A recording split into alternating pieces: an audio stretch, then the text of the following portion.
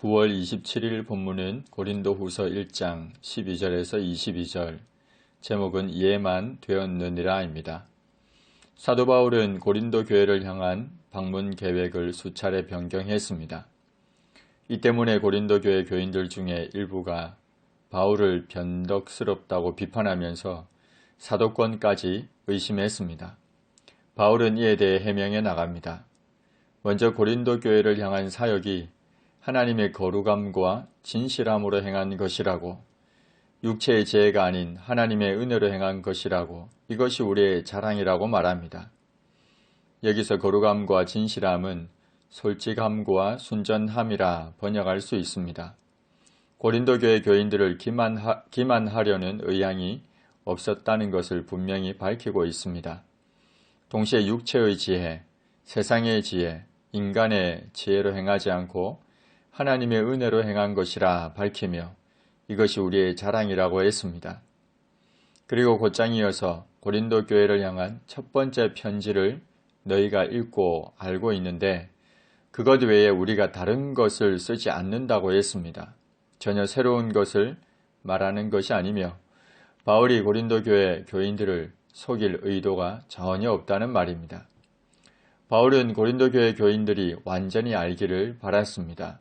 지금은 부분적으로 알고 있지만, 그래서 오해하는 부분도 있지만 우리 주 예수의 날에는 너희가 우리의 자랑이 되고 우리가 너희의 자랑이 될 것입니다. 분명 모든 것이 확연하게 드러날 날이 있습니다. 바울은 이미 고린도전서 4장 5절에서 그러므로 때가 이르기 전 곧 주께서 오시기까지 아무것도 판단하지 말라. 그가 어둠에 감추인 것들을 드러내고 마음의 뜻을 나타내시리니 그때 각 사람에게 하나님으로부터 칭찬이 있으리라고, 모든 것이 확연하게 드러날 날이 있을 것이라고 했습니다. 바울은 그때 오해가 풀리게 될 것이고 서로에게 자랑이 될 것이라 확신을 가지고 말하고 있습니다. 지금은 오해하고 있는 교인들을 향해 너희가 나의 자랑이라고 말하고 있는 바울의 사랑과 신뢰를 보여줍니다. 바울은 이제 고린도 교회 방문 계획을 변경한 이유를 말합니다. 인간적인 변덕에 따른 것이 아니라고 해명합니다.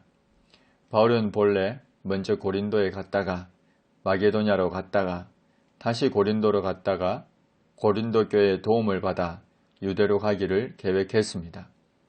이렇게 두 번 고린도 교회에 가려고 은혜를 나누며 기쁨을 나누려고 했습니다. 바울이 이렇게 계획할 때 어찌 경솔히 했겠습니까? 육체를 따라 계획하여 예 하면서 아니라 하는 일이 있었겠습니까? 바울은 하나님의 뜻에 따라 했고 고린도 교회 성도들의 유익을 생각하며 계획했습니다.